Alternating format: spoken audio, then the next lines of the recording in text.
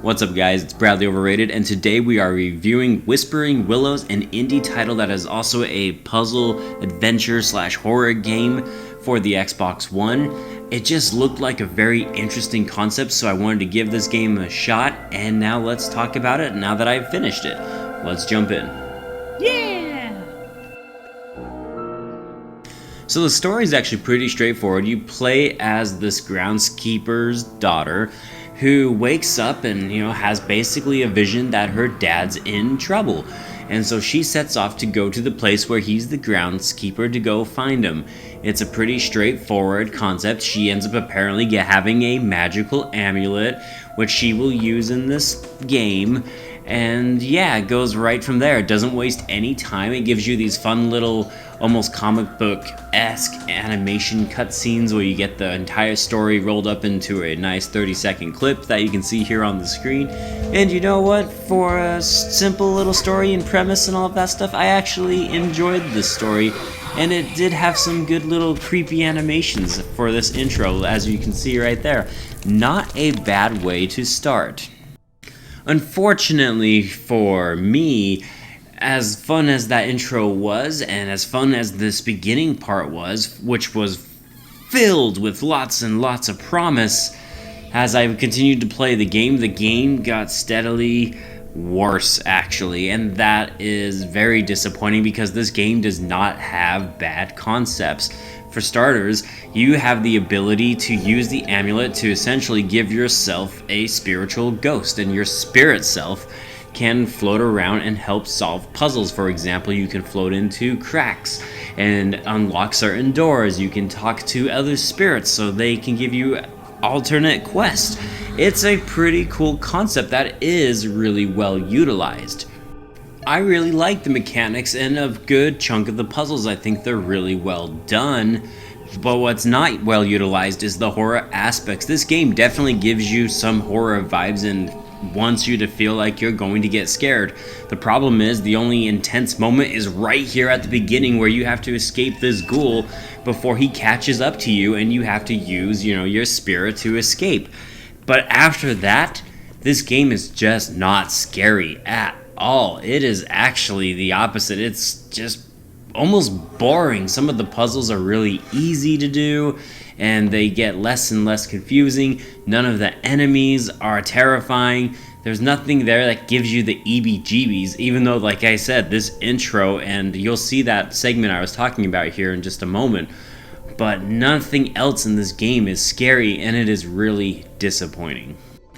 And then there's a few other things that weren't necessarily all that great either. One such thing is the soundtrack.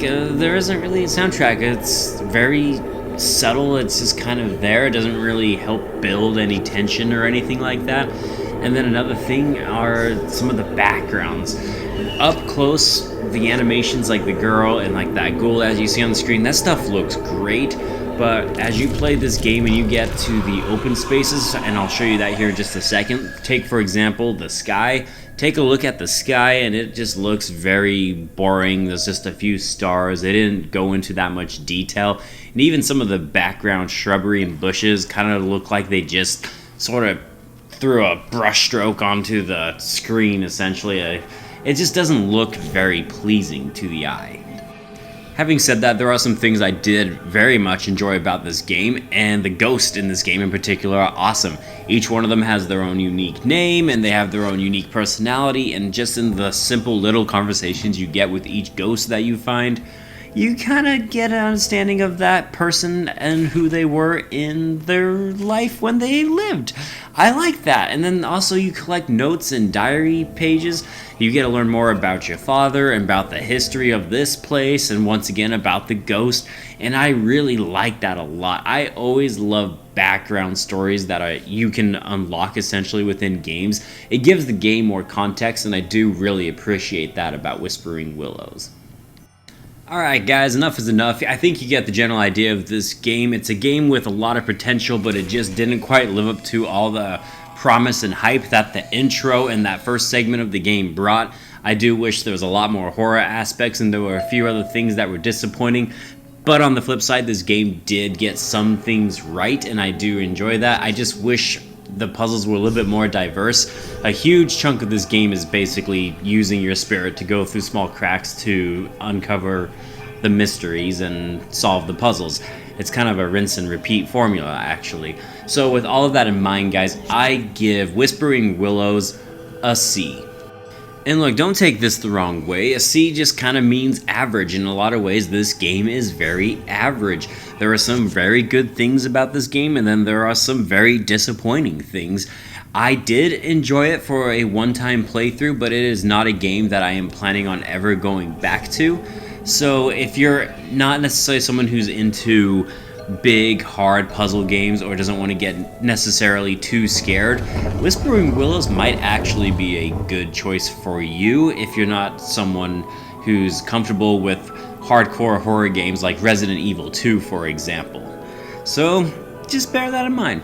And that's it for me, guys. Thank you so much for watching. If you enjoyed this video, be sure to click the like button, hit the subscribe button. I do reviews on my channel almost every single week, and I will see you guys on the next Overrated video. I am Bradley Overrated, out like a trout. Have a good one.